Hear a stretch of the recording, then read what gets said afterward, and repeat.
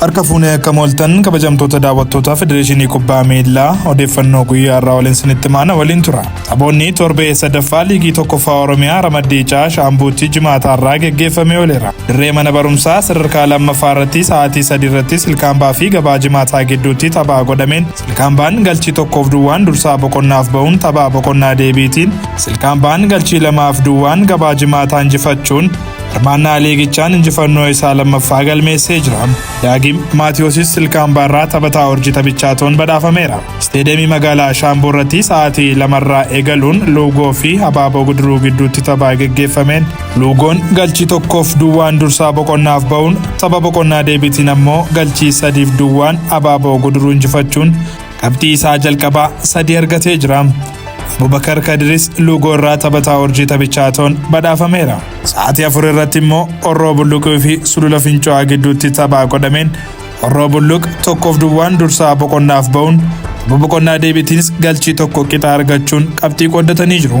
Maanu'eel Wandee immoo Orroo Bulluq irraa taphataa urjii taphichaatoon badhaafameera. Tapha sa'aatii 6 itti fufuun Billoo fi Baakkoo gidduutti adeemsifameen immoo galchii malee boqonnaaf ba'uun taphaa boqonnaa deebiinis galchii 1-2 kilabiin bulchiinsa magaalaa Baakkoo injifannoo isaa lammaffaa galmeessee jira. Kanumaanis qabxii isaa 7 gaatee jira.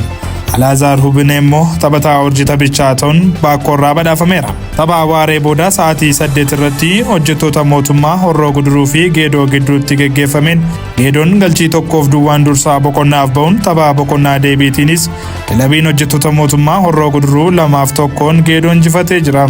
Arrageen Tamasgeen immoo taphataa urjii taphichaatoon hojjettoota mootummaa Horroo Guduruu irraa badhaafameera. Tapha cimaa waaree booda sa'aatii 10 irratti Shaambuu fi Ijaajjii gidduutti godhameen immoo Abbirraa Gabayyoo daqiiqaa 28ffaan galchii lakkoofsiseen kilabii bulchiinsa magaalaa Ijaajjii dursa qabachiisuun boqonnaaf ba'uun tapha boqonnaa deebiitiinis galchii 2-2 qixa bahuun qabxii qooddatanii jiru. Masarat Abbabee immoo Shaambuu irraa taphataa urjii taphichaatoon badhaafameera. Kilaboonni lameenuu morkii cimaa taasisuun osoo hin mo'amin qabxii 7 qixa sassaabachuun liigichaa dursuu irratti argamu.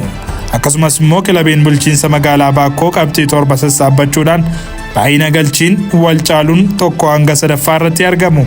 Gabaasa qindaa'eef Sanyii Cannaqaa Shaambuu irraa.